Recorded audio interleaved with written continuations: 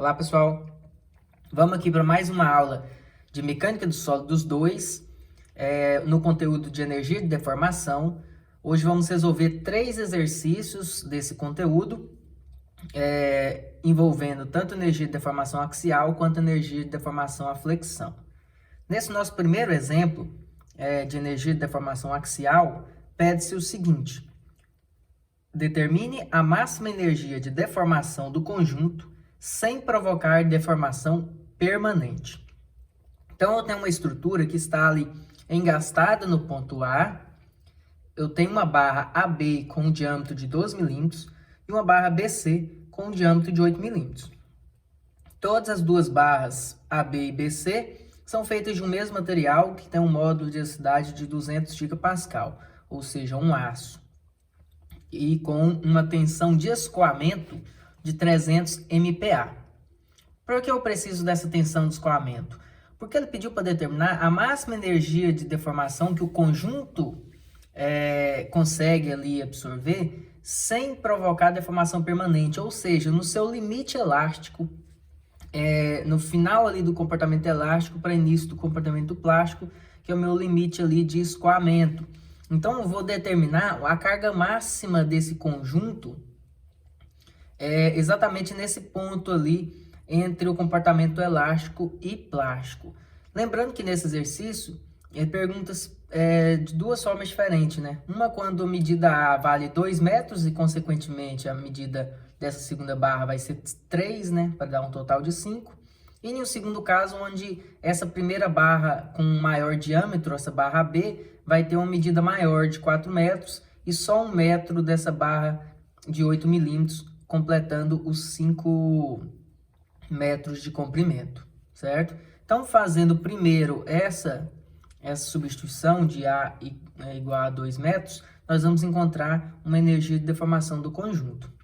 Antes de tudo, eu preciso determinar exatamente o que eu tinha comentado. Qual que é a carga que eu vou utilizar no nosso cálculo? Se a máxima, antes de provocar a deformação permanente, né? Então, nós vamos determinar essa carga limite com a forma convencional de que tensão é força sobre área, onde nós vamos trabalhar com a tensão de escoamento para encontrar a carga máxima ali, limite de escoamento, para poder utilizá-la no nosso cálculo. Como nós temos uma estrutura com 2 diâmetros diferentes, porém ambas vão ter como resultante a própria carga P, certo? Porque se eu fizer um corte entre o B e o C para calcular aqui a resultante do esforço normal do trecho BC, esse valor vai ser exatamente a própria carga P.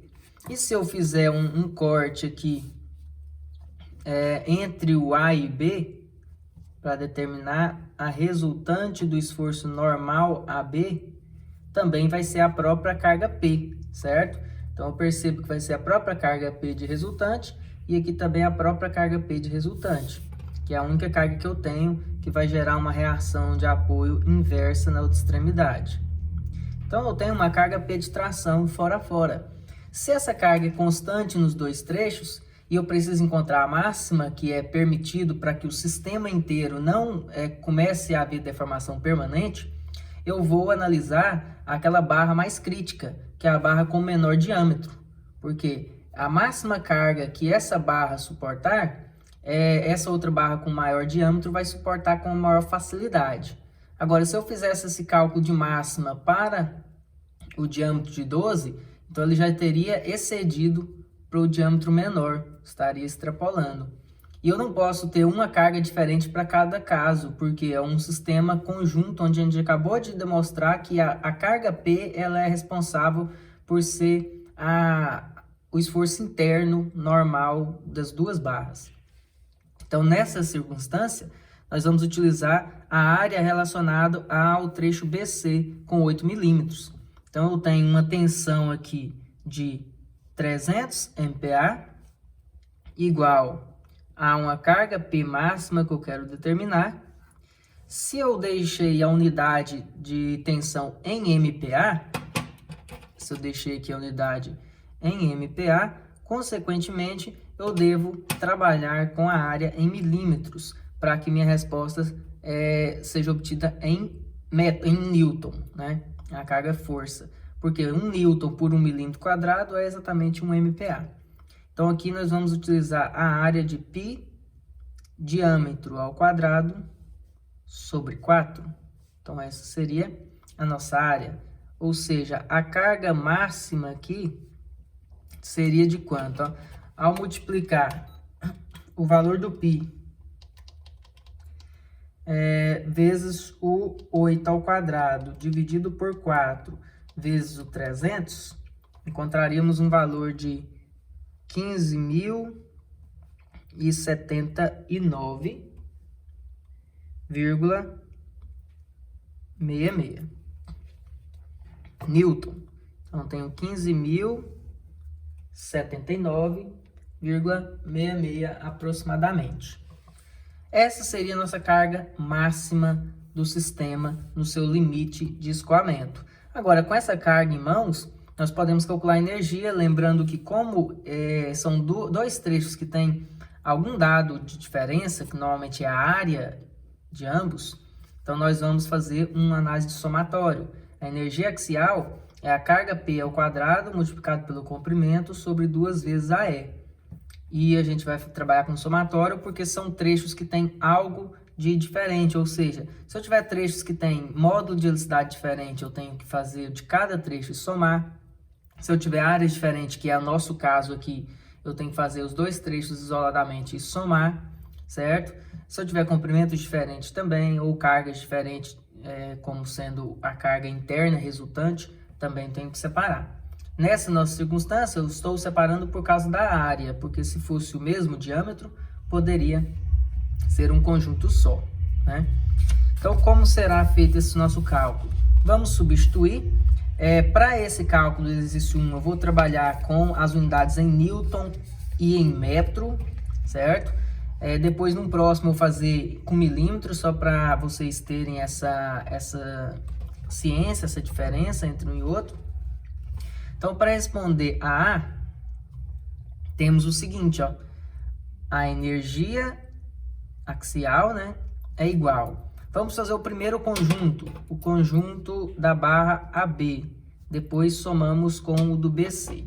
Então, o conjunto da barra AB será o seguinte.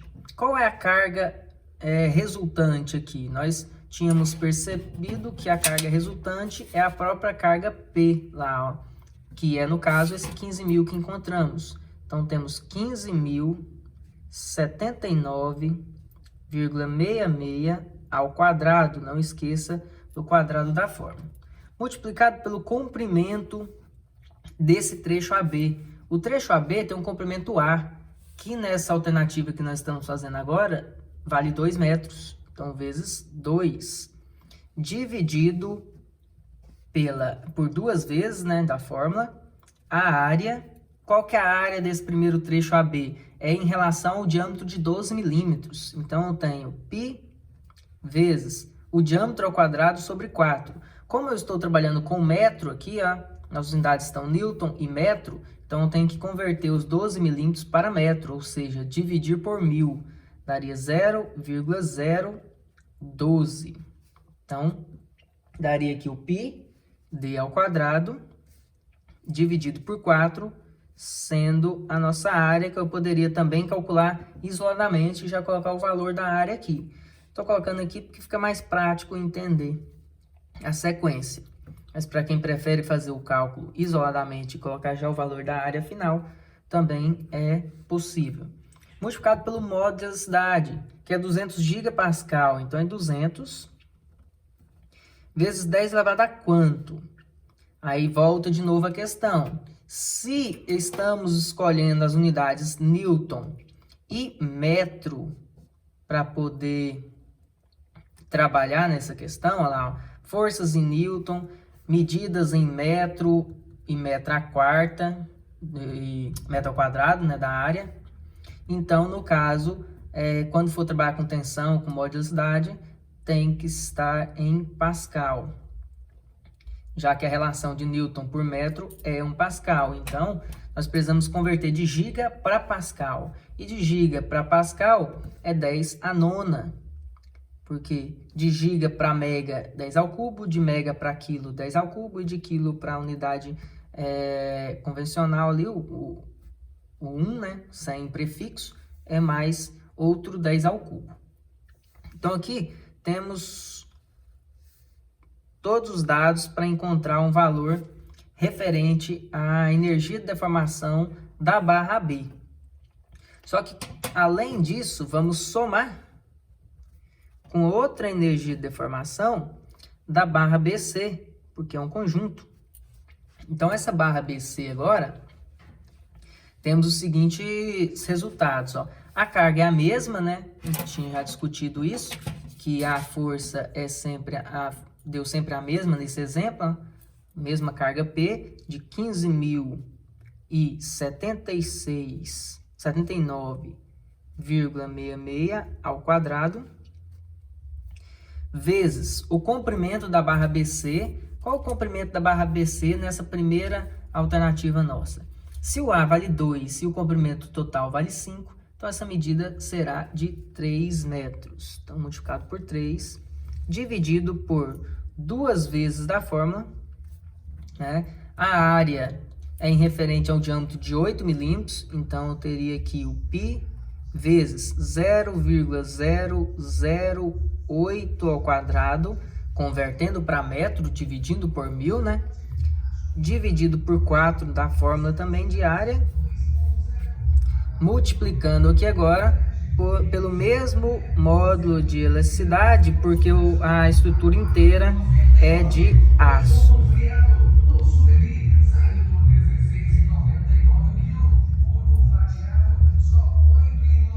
Pronto, com isso nós temos aqui os dois trechos já com os seus devidos valores apresentados. Então é só fazer a soma matemática aqui, que vai me dar um valor de 43,98 Joule, aproximadamente.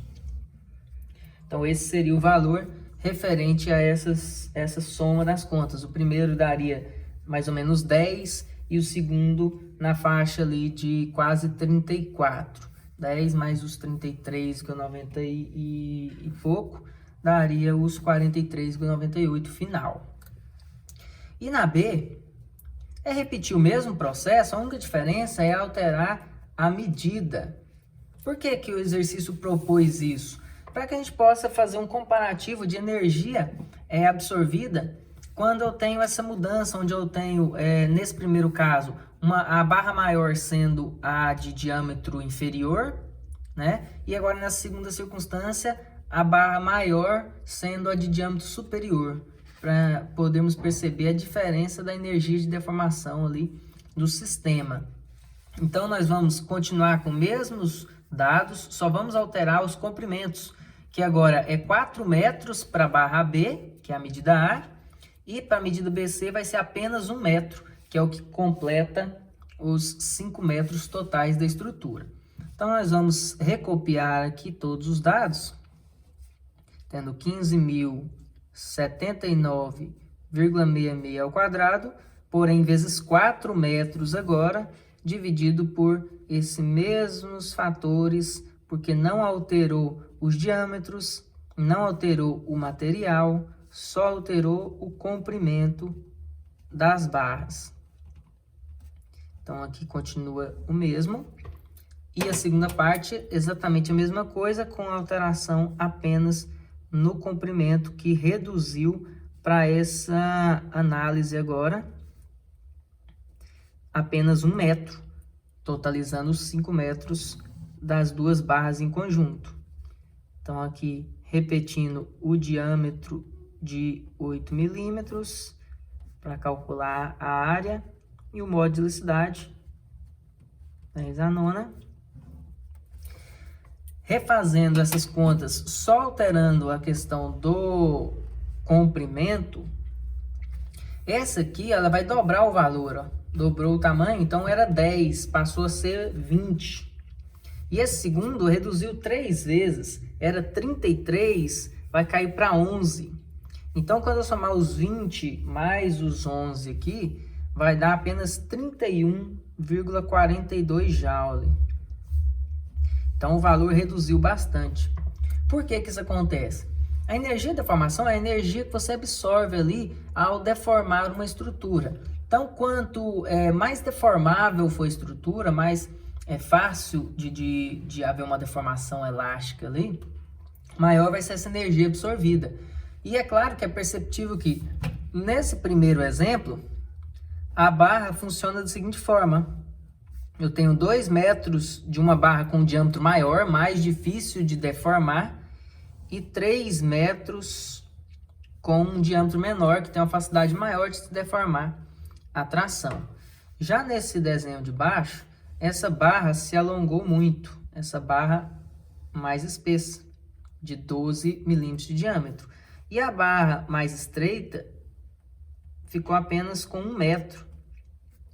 Então, nessa circunstância, percebe-se que tem uma estrutura muito mais robusta, né? Com um volume muito maior do diâmetro maior, né? De 12 milímetros, e uma medida muito pequena do diâmetro de 8. Então, só de observar essas duas situações, é claro que essa situação de cima, a primeira, ela vai ter mais deformações, certo? Do que a segunda. Então, se ela deformou mais, ela gerou uma energia maior de deformação.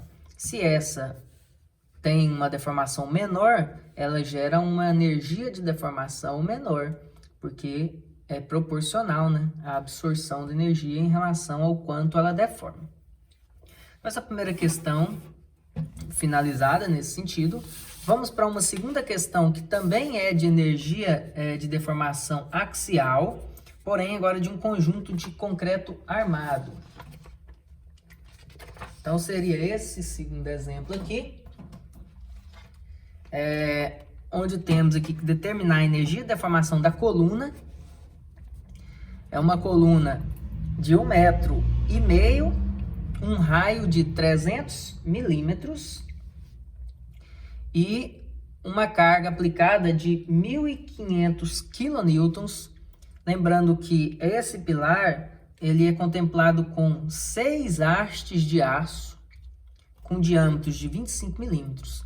Lembrando que os aços têm um módulo de elasticidade de 200 GPa e o concreto utilizado teve um módulo de elasticidade de 25 GPa, certo? E nós precisamos determinar a energia de deformação. Se pararmos para observar a fórmula da energia, né, que a gente acabou de utilizar, é carga ao quadrado vezes o comprimento, dividido por 2 vezes a área e o módulo de elasticidade, certo? Normalmente a gente faz um somatório quando eu tenho ali dados diferentes. E é exatamente o que vai acontecer nessa estrutura. Por que que eu vou ter que somar? Porque eu tenho concreto e aço, certo? E o concreto e o aço têm módulos de elasticidade diferentes, além de algumas outras características aqui que são suas áreas também, né? A área do concreto é em relação a um raio de 300 milímetros e a área do aço é em relação aos diâmetros de 25 milímetros e é um conjunto, né? Então, como eu posso fazer isso? Como eu vou conseguir fazer esse cálculo? Primeiro, você precisa entender que essa carga de 1.500 kN, ela não atua somente no concreto e não atua somente no aço. Ela vai ser uma carga de conjunto, ou seja, uma porcentagem dessa carga é absorvida pelo concreto, e uma outra porcentagem dessa carga é absorvida e responsável ali pelo aço. Nós estudamos isso no semestre passado, em Mecânica do Sólidos 1, quando precisávamos determinar deslocamentos em estruturas ali em conjunto, certo? E também conseguir determinar até mesmo as reações, as tensões aplicadas nesse sistema. E uma das maneiras de calcular isso era não só com a utilização de fórmulas de estática, né, de equilíbrio, mas também uma correlação, lembrando que Como a estrutura é um conjunto, é um concreto armado, é um conjunto, eu tenho que partir do pressuposto que eles vão se deformar juntos, né? Eu não tenho ali uma aplicação de uma carga em um pilar onde o concreto vai comprimir e as pontas de aço vão ficar lá visíveis, ou as pontas de aço comprimirem e ficar aqui um espaço vazio entre o concreto e o aço. Não, eles vão se deformar juntos. Sendo isso, pensando nisso, eu sei que o deslocamento do aço tem que ser igual ao deslocamento do concreto, por serem um conjunto. É o que nós fazíamos para uma análise prévia em mecânica do sólidos 1. Ao fazer essa correlação de que o deslocamento do aço é igual ao deslocamento do concreto, temos que lembrar da fórmula de deslocamento, né? Qual que é a fórmula de deslocamento? A fórmula de deslocamento é a carga axial, né, multiplicado pelo comprimento, dividido pela área vezes o módulo de elasticidade. Então, aqui eu posso fazer a seguinte correlação, ó. A carga do aço multiplicado pelo comprimento do aço dividido pela área do aço e o módulo de elasticidade também do aço. É igual aos mesmos parâmetros, só que para o concreto. Carga, comprimento, área e módulo de elasticidade. Certo? O que tem de igual em ambos os lados? O comprimento. O comprimento do aço é 1,5, o comprimento do concreto é 1,5. É um conjunto que tem o mesmo comprimento, ou seja, o comprimento nós podemos cortar. O restante, eu tenho condições de obter e fazer uma correlação entre a carga de aço e a carga de concreto. Qual a relação entre eles? Para isso, eu preciso, inicialmente, calcular as áreas, né? Então, vamos calcular qual é a área do aço, para depois nós identificarmos a área do concreto. Então, aqui, como são 6 hastes com diâmetro de 25, então, quer dizer, a área do aço, ela vai ser 6 vezes π diâmetro ao quadrado. Vou trabalhar em milímetros nesse exemplo aqui, vezes 25 ao quadrado sobre 4, né?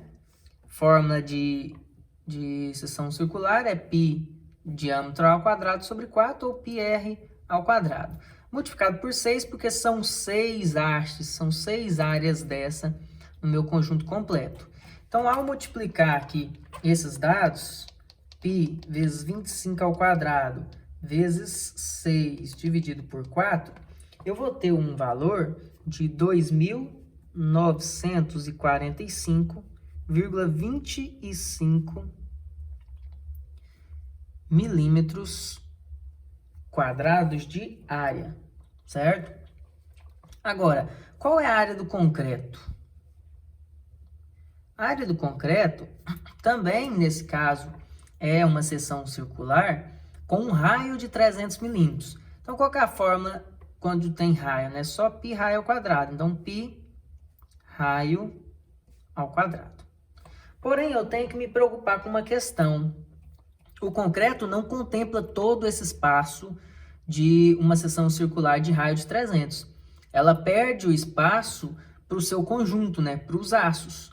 Então, eu calculo essa aqui como sendo a área total, né? π vezes 300 ao quadrado seria a área total. Eu vou subtrair as áreas do aço que foram encontradas no valor de 2.945,25, para aí sim eu encontrar a área referente ao concreto.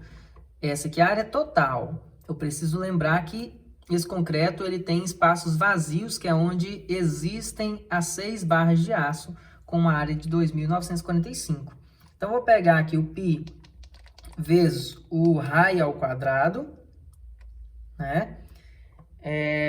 E vou subtrair dos 2.945, encontrando um valor de 279.798,75 milímetros quadrados. Então, agora sim eu tenho a área exata das 6 barras de aço e a área exata do concreto retirando essas 6 barras de aço.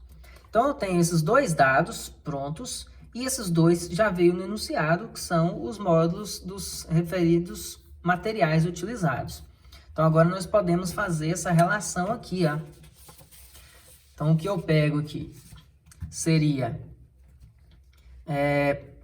carga de aço dividido pela área de aço de 2.945,25, que multiplica o módulo de elasticidade do aço, que no caso é 200 GB.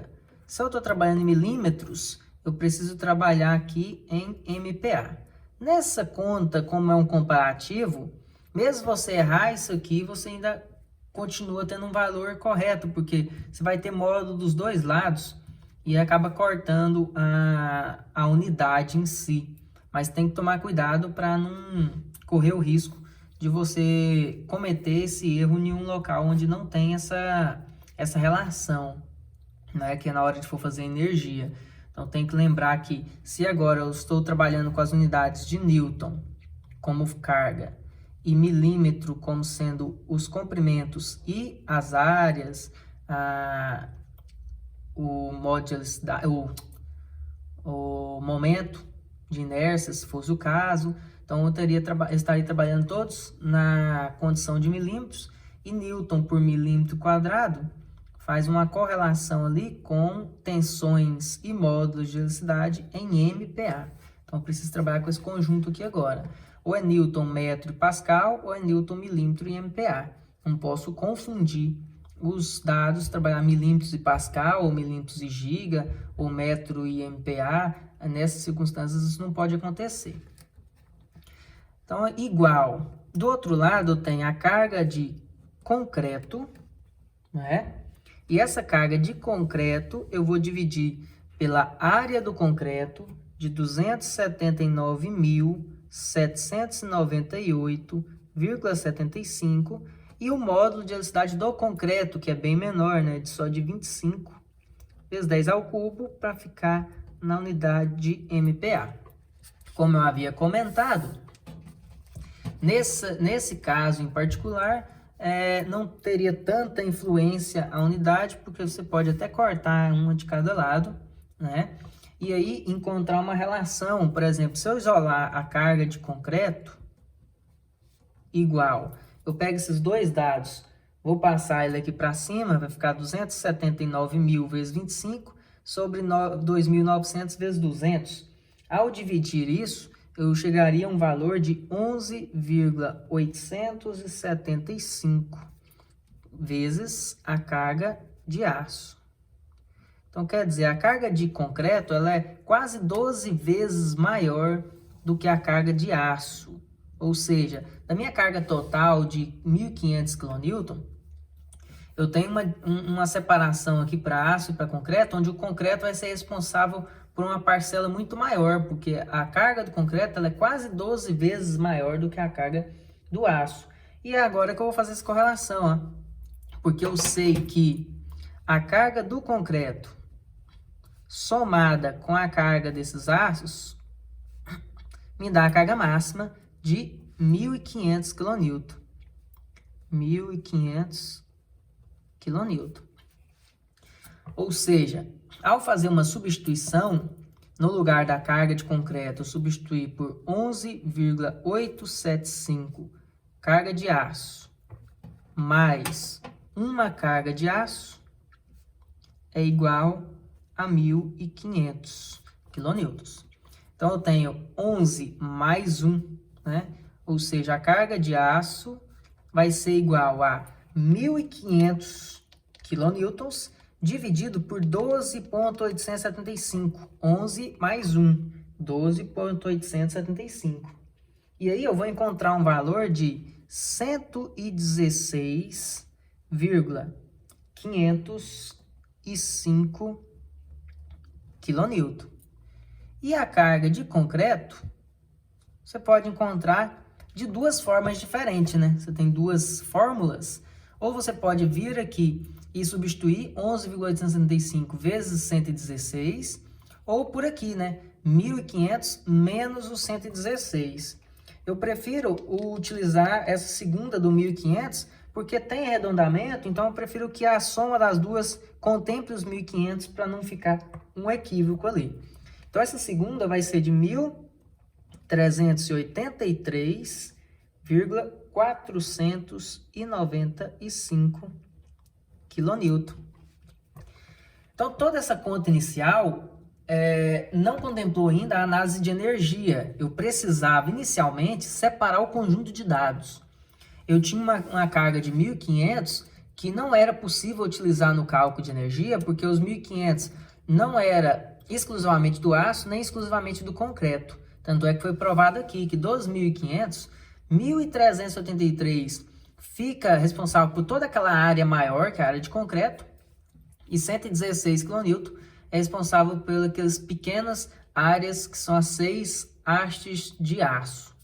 Agora, sabendo a carga, sabendo a área e todas as outras informações, eu posso agora sim calcular a energia. Então, vamos calcular essa energia baseada nos nossos dados. Então, eu tenho aqui que a energia total é igual. Vamos começar. A energia do concreto, por exemplo. A fórmula é P ao quadrado vezes L sobre 2AE. Então, vou pegar a carga do concreto e pegar essa carga e levar ao quadrado. Só que ela está em quilonewton, tem que converter para newton. Ou seja, vou mudar a casa da vírgula 3 vezes aqui, né? 3 casas vai ficar 1.383.495 newton. E isso ainda é ao quadrado. Multiplicado pelo comprimento. Como eu disse que nós vamos trabalhar com unidade de milímetros, então o comprimento aqui é 1,5 m, então vai ser 1.500 milímetros. Então, vou pegar vezes 1.500 milímetros, dividido, a fórmula tem aquele 2, né? 2 vezes a área. A área aqui, no nosso caso, estamos fazendo do concreto. Então, estamos fazendo do concreto primeiro. Então, qual é a área do concreto? Volta-se aqui na nossa conta, a área do concreto foi 279 mil, então 279.798,75. E ainda multiplica-se agora pelo módulo da cidade do concreto, que é 25 gigapascal, e no nosso caso vamos trabalhar em MPa, já que as unidades estão em milímetro e newton. Então, vezes 10 ao cubo, para converter de giga para mega. Essa seria a nossa conta inicial da energia do concreto. E essa energia vai ser acrescida, vai ser somada aqui com a energia das 6 hastes de aço. As 6 hastes de aço têm uma carga de 116 kN, então 116.505 newton ao quadrado. Multiplica-se pelo comprimento, que também é 1.500, né? Que foi o nosso pontapé inicial de que o comprimento eram os mesmos e os deslocamentos também, para poder gerar o que nós calculamos. Dividido aqui por 2 vezes da fórmula, né? A área, que foi também calculada no valor de 2.945, 2.945,25, e o módulo de velocidade do aço, né, que é de 200 vezes 10 ao cubo para ficar em MPa. Lembrando que essa segunda parcela foi em relação ao aço. Então, eu estou somando o concreto mais o aço. Fazendo toda essa conta aí, vamos chegar a que valor? Né? Vamos lá. Fazendo esses cálculos, 1.383.495 ao quadrado vezes 1.500, dividido por 2 vezes 279.798,75 e 25 vezes 10 ao cubo, eu vou encontrar ali no primeiro caso 205.225. Já no segundo caso, vai ser aqui, ó, 116.505 ao quadrado, vezes 1.500, dividido por 2 vezes 2.945,25 e vezes um módulo da cidade de 200 vezes 10 ao cubo. Essa segunda parcela vai dar apenas 17.282, que é o referente ao aço. Ao somar os dois, vai me dar um valor total de 222.507 de valor final. Agora, que unidade seria essa? Vamos pensar um pouco nessas unidades? Primeiro, vamos analisar aqui a própria fórmula. A fórmula é P ao quadrado vezes L sobre 2AE, certo? Se a gente for substituindo as unidades, essa primeira é Newton, nós utilizamos, e é ao quadrado da fórmula. O comprimento, nós trabalhamos em milímetro. A área, milímetros quadrados. E o módulo de elasticidade foi em MPa. O que é um MPa? O MPa é um Newton por milímetro quadrado. Essa é a unidade de MPa. O que a gente pode cortar aqui? Eu posso cortar esse milímetro quadrado com esse, posso cortar 1 Newton com 1 Newton. O que sobrou aqui? Ó? Sobrou 1 Newton em cima e 1 milímetro. Então, essa seria a unidade referente às unidades que nós utilizamos aqui isoladamente. Ou seja, 222.507 Newton vezes milímetro. E o que seria Newton vezes milímetro em uma unidade representativa de energia? A energia normalmente é representada por Joule, né? E essa energia, um trabalho, ela é a fórmula de força vezes o deslocamento, né? Ou seja, Newton vezes metro. Então, a força em Newton e o deslocamento em metro foi dado a unidade de Joule por quem desenvolveu a análise de trabalho de energia, né? Como a gente está trabalhando Newton vezes milímetro vai gerar um milijoule.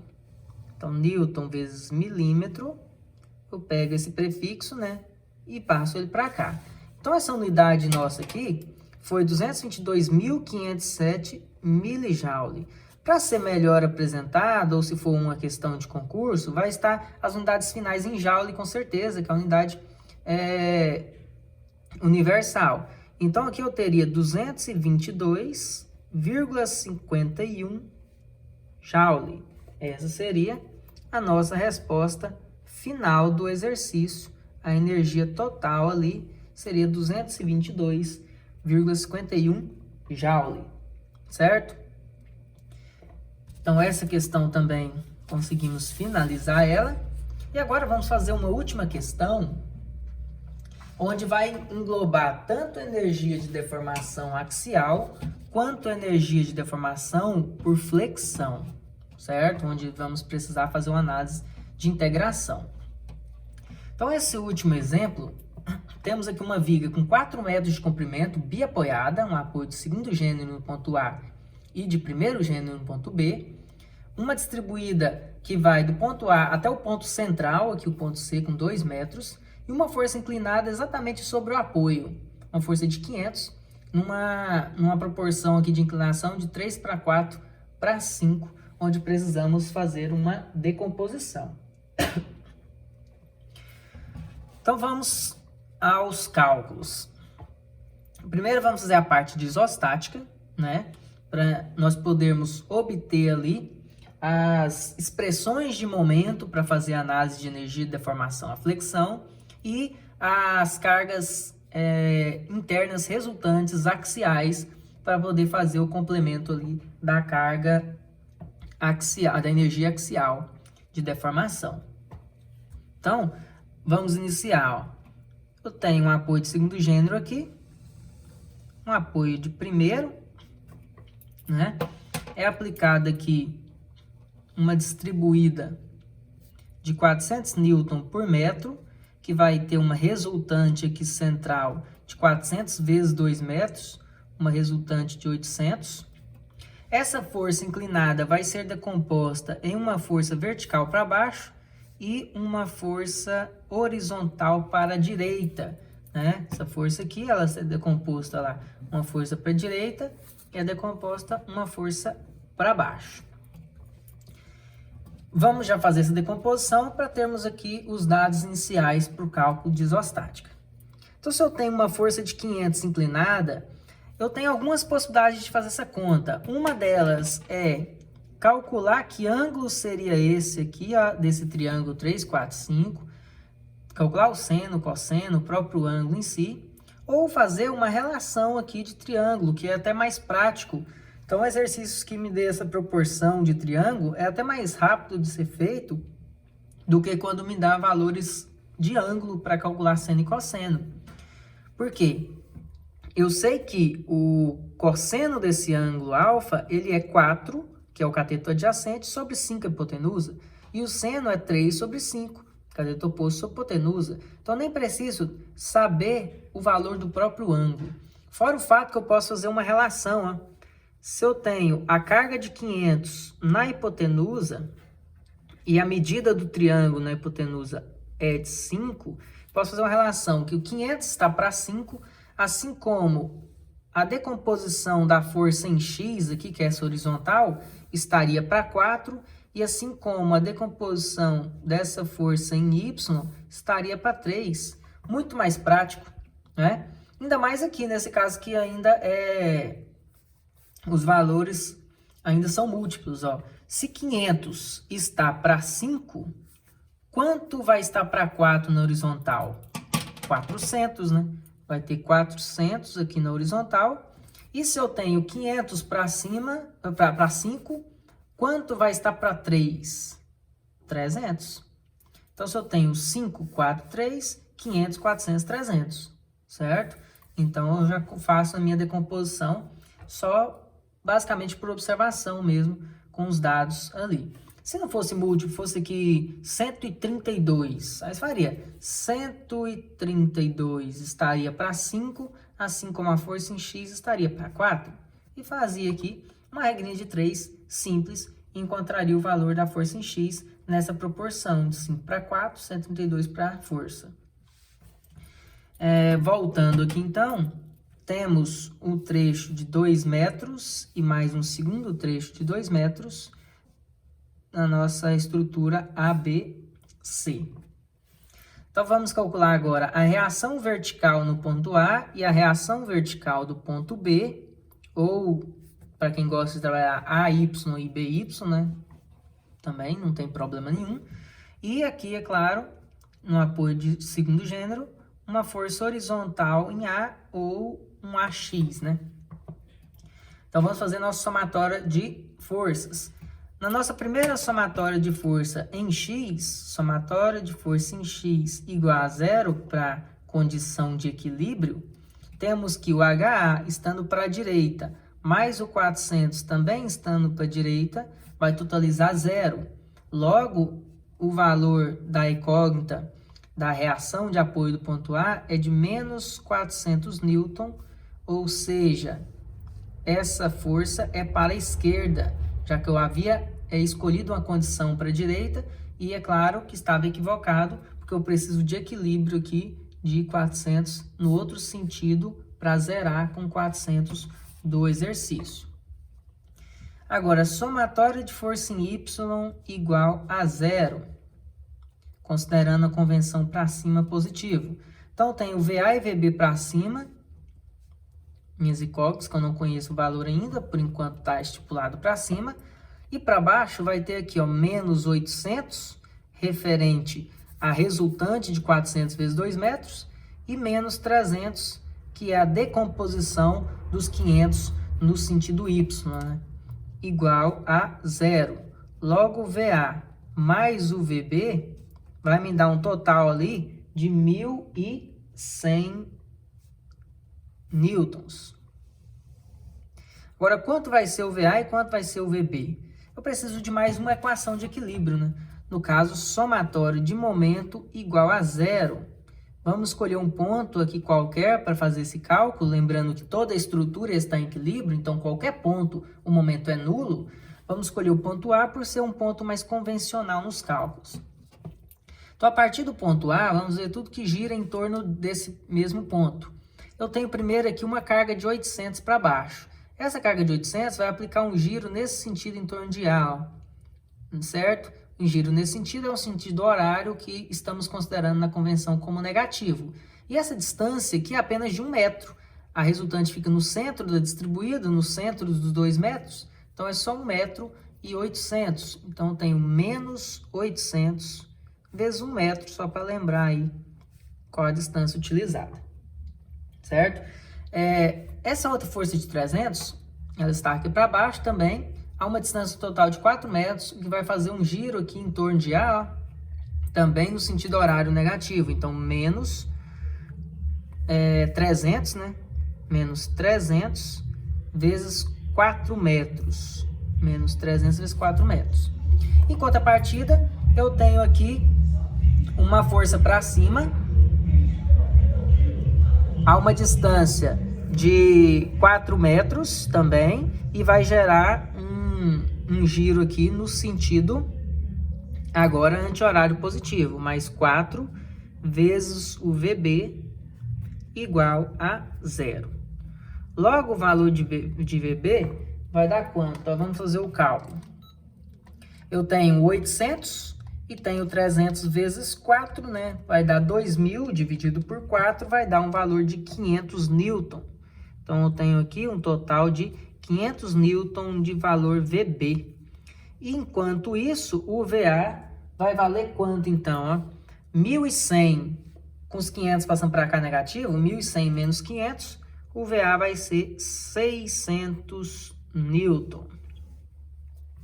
Então, tenho 600 newtons de um lado e 500 newtons de outro. E uma força axial, para o nosso cálculo de energia axial, no valor de 400 aqui para a esquerda, né? Esses dois foram realmente para cima porque deram positivos.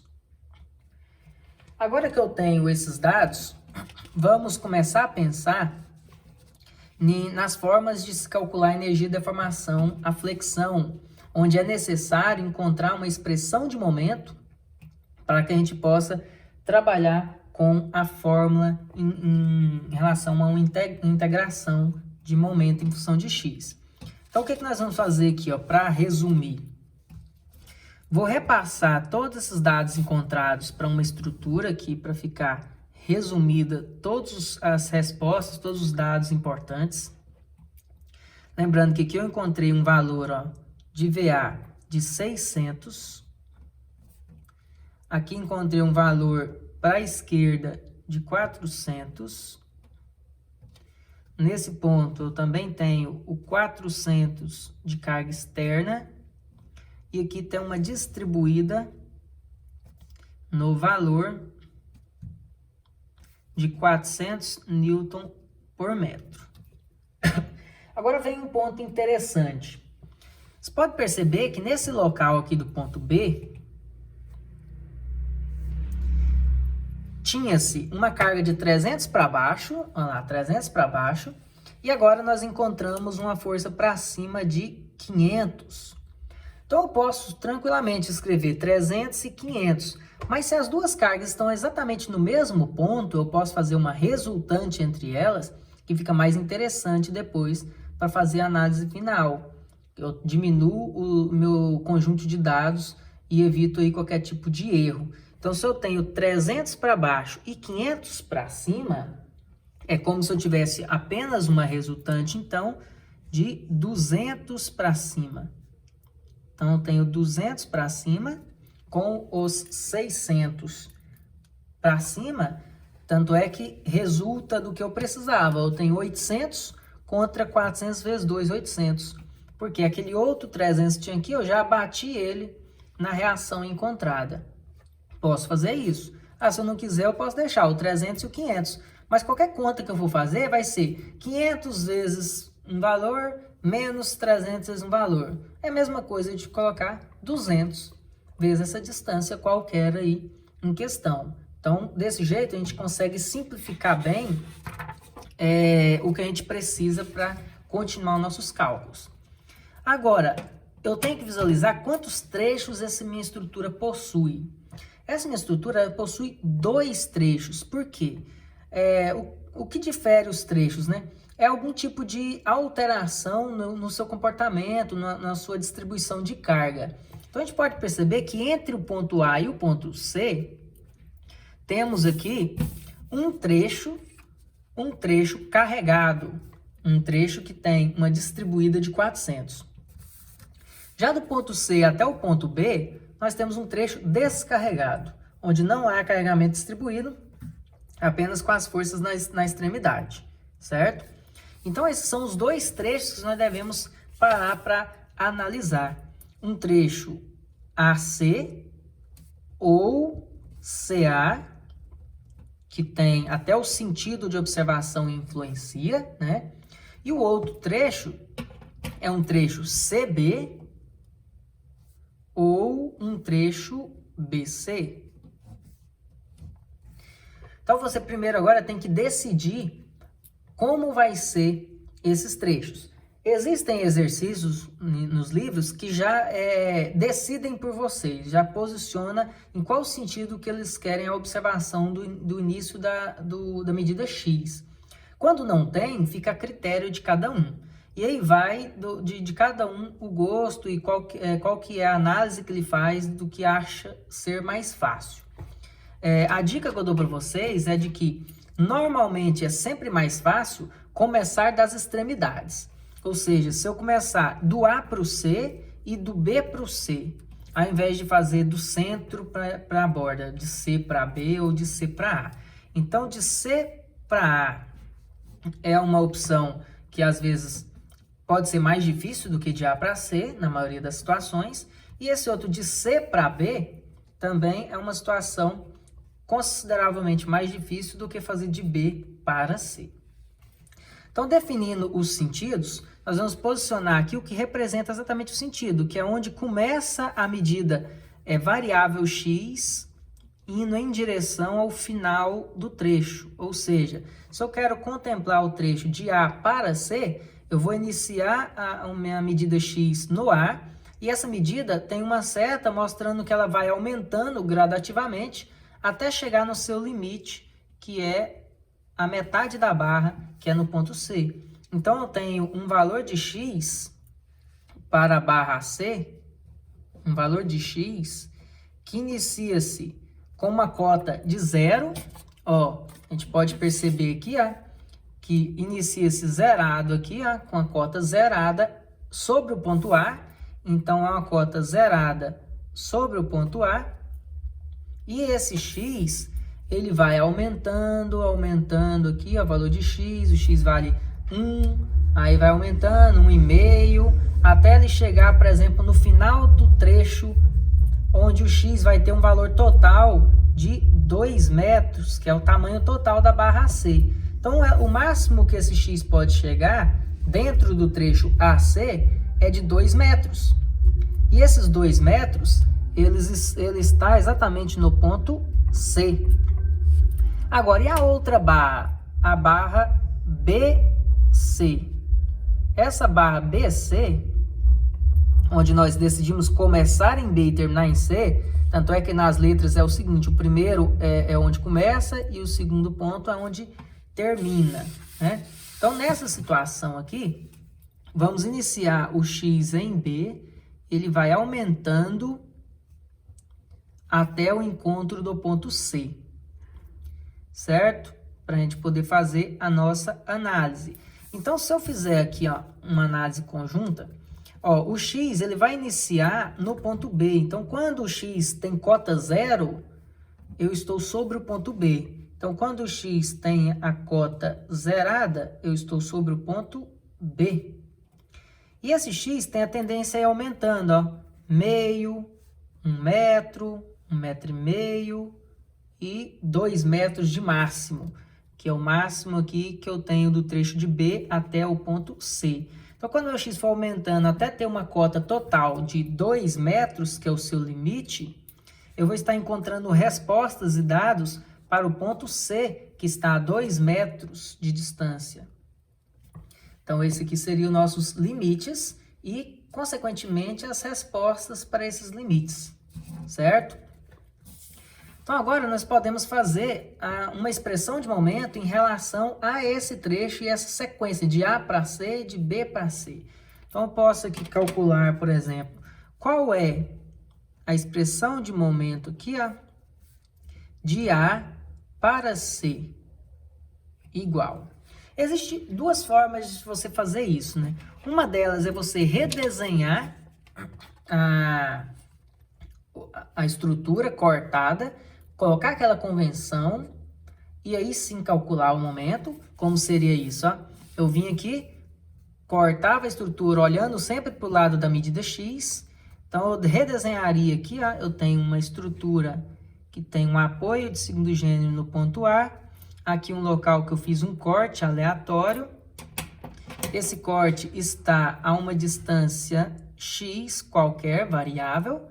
E aqui eu tenho uma distribuída de 400 por metro, uma força de 400 normal e uma força de 600 atuando aqui na vertical, certo? E aí, esse é o ponto de análise, ó. Aqui que é o meu momento em função de x. E aí você colocaria aquela convenção, ó. Aquela convenção onde o corte, quando é nesse sentido, o momento é assim, e o corte, quando é no outro sentido aqui, ó, o momento, a convenção tem que ser posicionada no sentido horário. Então, nesse caso, é essa primeira convenção aqui. Colocaríamos aqui que é um momento em função de x, de A para C. E começaria a fazer o cálculo somatório. Eu tenho mais MC, que é anti-horário. Aí aqui teria uma resultante, ó, 400 vezes x, 400x, mais 400x, que também é anti-horário, multiplicado pela distância que ele está, ó, daqui até aqui, que seria a metade do x. E depois os 600 girando aqui no sentido horário negativo, 600 vezes x. A outra forma é você fazer somente a análise direta na estrutura sem precisar redesenhá-la e colocar convenção. Simplesmente levando em consideração aquela ideia das fibras, né? Lembrando das fibras aqui embaixo, ó, aonde se a estrutura gerar esse tipo de movimento aqui, onde as fibras estão esticando, é positivo, é tração. Agora, se o desenho for nesse outro sentido, onde a parte de baixo das fibras estão se comprimindo, então esse aqui já seria um momento negativo, certo? Então, você também pode fazer nesse sentido, que é muito mais rápido e mais convencional ali, principalmente para quando forem fazer disciplinas como teoria das estruturas, onde precisa de uma agilidade muito maior nesse processo. Então, aqui, vamos fazer das duas formas, ó. Seguindo essa forma, como eu já acabei de desenhar, vamos transcrever os valores que nós discutimos. Somatória de momento no ponto do corte ali, igual a 0. Vamos colocar as convenções anti-horário positivo. Então, começando com a própria incógnita, o momento está anti-horário, então o momento AC em função de x é anti-horário. O que mais que é anti-horário, ó? O 400 vezes a distância x, então mais o 400 vezes a distância x é a minha força 400x, a uma distância de x sobre 2, vezes x sobre 2. O 600 já vai girar no sentido horário, então tenho menos a força de 600 vezes a distância total de x, igual a 0. Logo, eu tenho que o momento AC em função de x, passando por de lá, vai ficar 600x positivo, menos 400 dividido por 2, 200. X vezes x, x ao quadrado. Então, eu encontraria ali, por exemplo, 600x menos 200x quadrado, certo? Agora, se eu não tivesse usado dessa forma, simplesmente tivesse feito a análise ali de tração e compressão das fibras. Então, cortei ali aleatório e já vou fazer a conta, não é igualar a 0, já vou substituindo pelos momentos positivos e negativos encontrados. Então, começando aqui, ó, sobrou apenas esse trecho, né? Então, o que eu vou fazer? Aonde eu estou cortando seria esse lado direito. E esse lado esquerdo seria o apoio em A. Então, esse lado do corte é onde você segura. E quer saber o que vai acontecer aqui. Então, seguro aqui. Esse ponto A aqui é onde eu vou aplicar o que tiver de carga. Eu tenho uma carga de 600 em A, então eu aplico uma carga de 600 para cima em A. Ao aplicar essa carga para cima, note que o desenho aqui, ó, tracionou a parte de baixo da fibra. Ó, o desenho ficou igual esse que a gente considerou como positivo. Ó, que tem até aquela regrinha de macete, onde se está sorrindo aqui é positivo, se está triste aqui é negativo, né? Então, se empurrou para cima e gerou esse movimento de tração na parte de baixo, eu vou ter um valor positivo de força de 600 vezes a distância total, que no caso é de x. Então, você já colocaria 600x como um valor positivo, que é o mesmo que já foi encontrado aqui, ó. E a distribuída? A distribuída é de fora a fora aqui em cima. Então, vou colocar aqui essa mão representando a distribuída. Então, se a distribuída está empurrando aqui por gravidade, ó, eles vão comprimir a fibra agora, ó. Tá triste, ó. Tá um movimento negativo ali. Então, se a distribuída empurrou para baixo, eu tenho um momento negativo. Então, eu tenho agora menos. E qual seria a conta? 400 é a distribuída. Você sabe que a distribuída tem que multiplicar pelo comprimento para gerar resultante, né? Quando nós fizemos 400 vezes 2 metros, que deu 800 de resultante, aqui eu tenho 400 vezes x, vai gerar um 400x de resultante bem no meio. Sempre vai ser assim, 400 vezes x vai ficar no meio, e sempre vai multiplicar por metade de x novamente. Então, é tão comum isso, que normalmente a gente faz até de uma maneira mais rápida.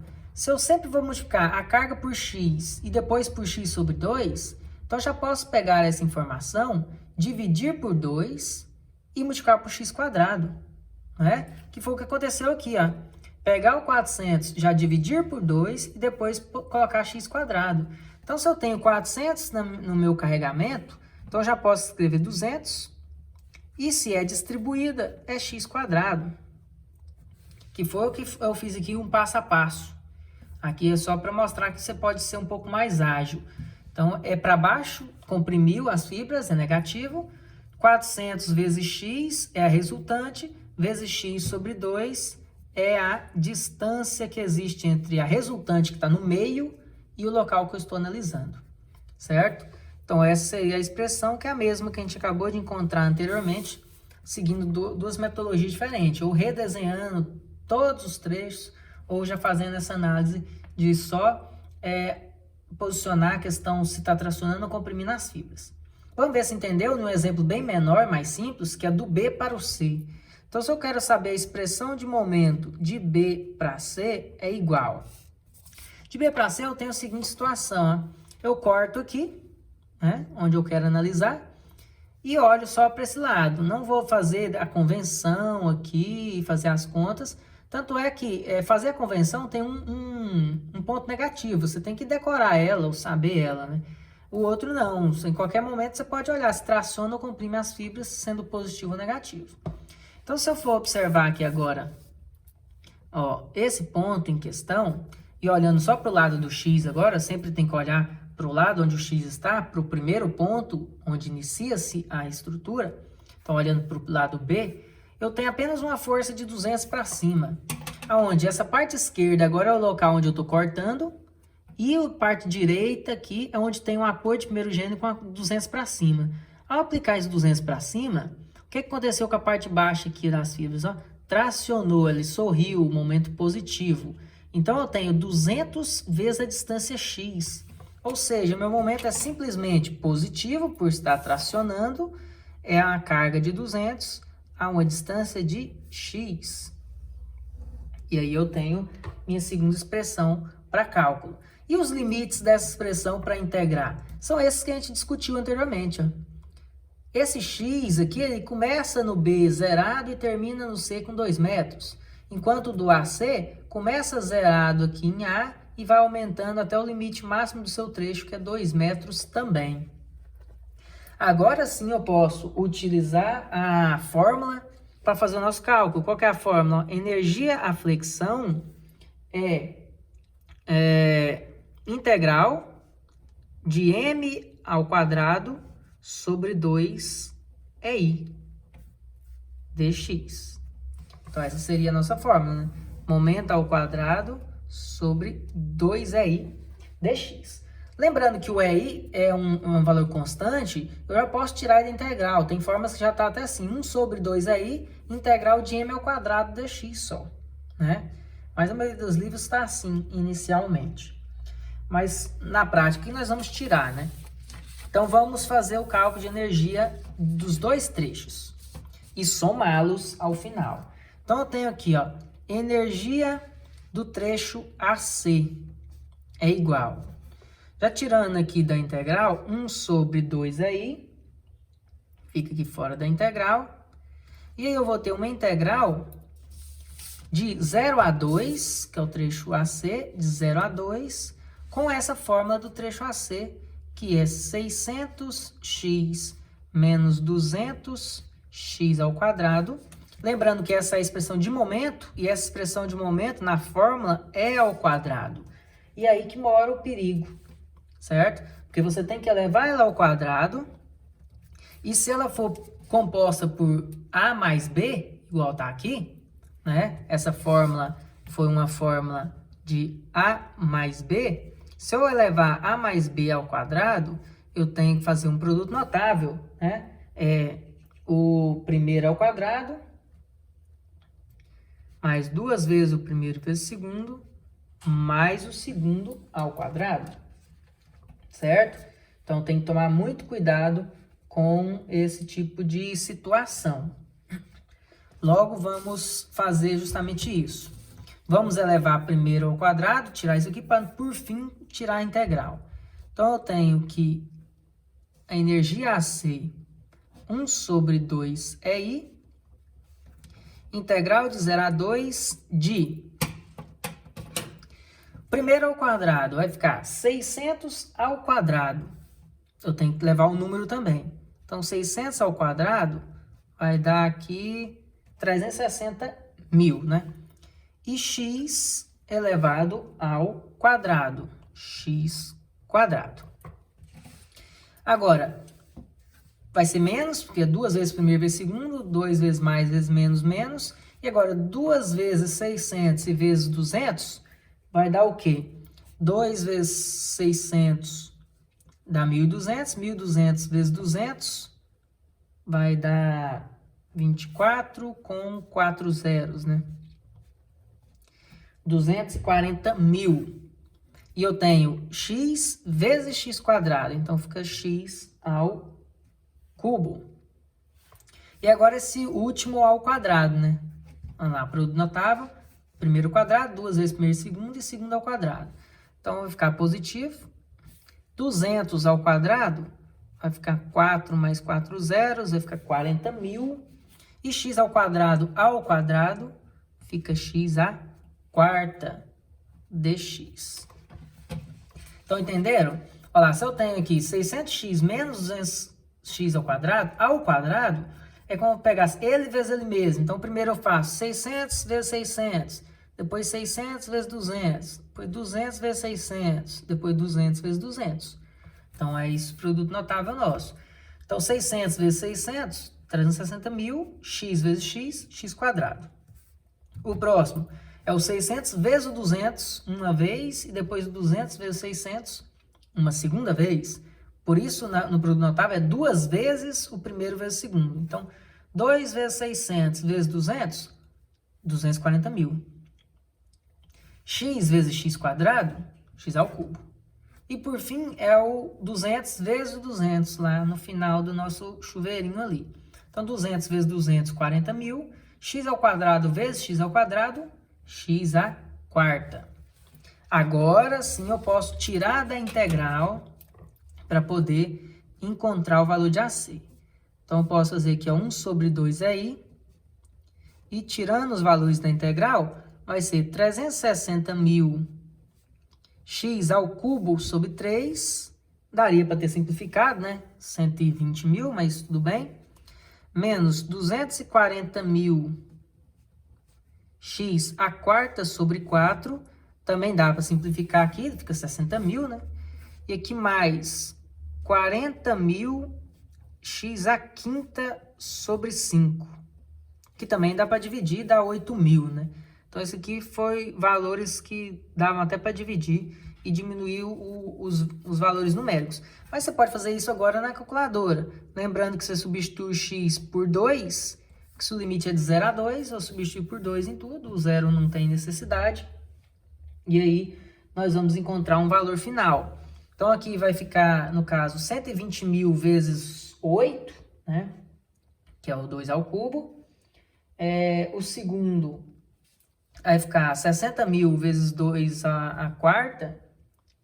E, por fim, 40 mil sobre 5 dá 8 mil vezes 2 à quinta. Vamos ver quanto dá toda essa conta. 360 mil dividido por 3, que é o 120 que comentei, vezes 2 ao cubo.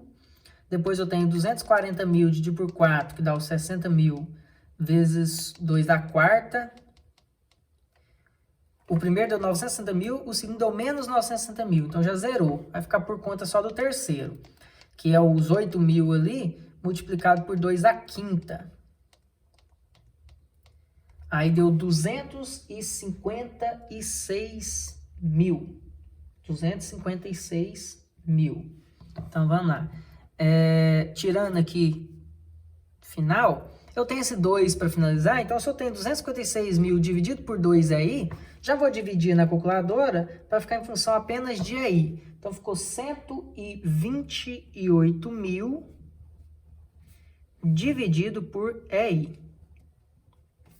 Esse aqui seria a primeira energia em função de EI, depois a gente substitui ao fim. A primeira energia do trecho AC. Agora, nós precisamos repetir esse cálculo para o trecho BC, que vai ser bem menor, porque a fórmula foi menor. Então, a energia de BC é igual a 1 sobre 2 EI, integral de 0 a 2 também, porque o trecho é do mesmo tamanho, só que agora o momento é só 200x.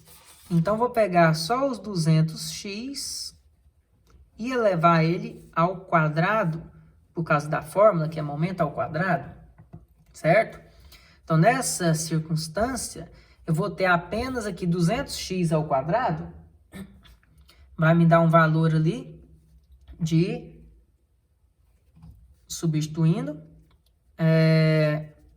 1 sobre 2 aí, integral de 200 vezes 200, dá 4 mais 4, 0, 40 mil de novo, e x ao quadrado apenas. Então, deu 40 mil, x ao quadrado, dx, de 0 a 2. Agora, a gente pode já tirar da integral. Então, essa energia do trecho BC é igual a 1 sobre 2 aí. Tirando da integral, vai ficar 40 mil x ao cubo sobre 3. Esse já daria dízima, né? E aí eu substituo de 0 até 2. E vamos ver quanto que dá. Ó. Então, eu pego aqui 40 mil dividido por 3 vezes 2 ao cubo.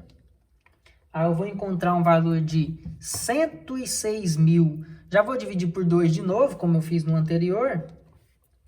Deu 53.333,333 dividido por EI. Logo, a energia, a flexão total dessa minha viga é a soma de 128 mil mais 53.333,333, ambos divididos por EI. Fazendo isso, eu tenho a soma dos dois, um valor de 181.333,333. Vamos substituir o EI? No exercício, fala-se o seguinte, né? Que o mol de densidade é 200 GB e a inércia é 6,67, 10 a menos 5. Então, como tudo que foi trabalhado até agora foi em relação a metro, ó, de 0 a 2 metros, e as cargas todas foram em Newton, certo? Foram aqui 400 newton, 500 newton. Então, eu tenho que continuar nessas unidades de newton e metro. Logo, o módulo de elasticidade tem que ser em pascal. Então, vai ser 200 vezes 10 a nona, convertendo de giga para pascal. E a inércia já está em metro a quarta, então vai só copiar a informação repassada do exercício, que é de 6,667 vezes 10 a menos 5 metro a quarta. Logo, fazendo essa continha de 210 a nona embaixo e 6,667 10 a menos 5, eu vou ter na divisão aqui um valor de 0,0136 joules. Energia bem baixa, né? Se quisesse demonstrar em milijoule, ficaria 13,6 milijoule. Então, esse aí seria o nosso valor encontrado ao substituir o módulo e a inércia. É bom substituir só ao fim, por quê? Porque você fez um cálculo onde você poderia testar novas medidas. Mas, pô, eu encontrei valores que eu não concordo, ou que eu acho assim, que poderia ter melhorado. Então, eu poderia, talvez, alterar a inércia da estrutura, modificar o tamanho da dimensão da seção transversal, ou até mesmo escolher um outro material para o teste. Então, mudaria apenas nos cálculos final. Só porque o exercício não finalizou, né? Eu ainda preciso calcular a força axial, a energia axial. E nessa circunstância, a energia axial aqui, ó, é em relação a, é claro, nossa força axial, que para esse exercício ele tem apenas um trecho. Dessa vez eu não vou ter que fazer somatório, porque vou redesenhar aqui pensando só na parte axial. Ó. Eu tenho a carga de 400 na extremidade e a carga de 400 na outra extremidade. E só. Então, quer dizer, ela é inteira tracionada por 400. Qualquer que seja o corte que eu faça aqui, se eu corte e analisa a resultante, é 400. Se eu corte e analisa a resultante, também é 400. E eu tenho 4 metros de comprimento, certo? E as características que o exercício me deu, que é uma área de 0,02 metros quadrados e o módulo de elasticidade que nós já discutimos de 200 gigapascal. Então, com essas informações, eu posso fazer o cálculo que a energia axial é P ao quadrado vezes o comprimento, dividido por 2 vezes a área e o módulo de elasticidade que nós fizemos nos exercícios anteriores. Logo, essa energia vai ser a carga de 400 ao quadrado, certo? 400 ao quadrado, multiplicando por 4 metros de comprimento. As unidades já estão em metro, né? Então, vamos continuar assim. E agora eu tenho 2 vezes. A área está em metro quadrado, 0,02. E o módulo de elasticidade é os 200 gigapascal, que tem que ser convertido para pascal, né? Então, 10 a nona. E aí eu vou encontrar uma energia que com certeza vai ser bastante baixa também, né? No caso, eu tenho 400 ao quadrado vezes 4, dividido por 2 vezes 0,02, e dividido por 200 é a nona. Então, o valor deu aqui 8 vezes 10 a menos 5. 8 vezes 10 a menos 5 joule. Ou seja, 0,1, 2, 3, 4, 8 joules. Valor bem baixo. Por que eu estou colocando nesse formato? Porque a energia total é a soma das duas energias. Então, se eu encontrei um valor aqui anterior de 0,0136, eu tenho que somar agora com 0,00008. Então, a energia total seria 0,01368 joule, certo? Ou aqui, 13,68 milijoules. Então, esse aqui seria os nossos valores encontrados de energia total. Certo? Eu queria passar esses 3 exercícios para vocês, para a gente poder resumir ali, né? A gente já estava trabalhando com essa disciplina, só para fazer um resumo total em relação a esse conteúdo, para que vocês possam ali estudar para as provas. Então, obrigado, até a próxima aula.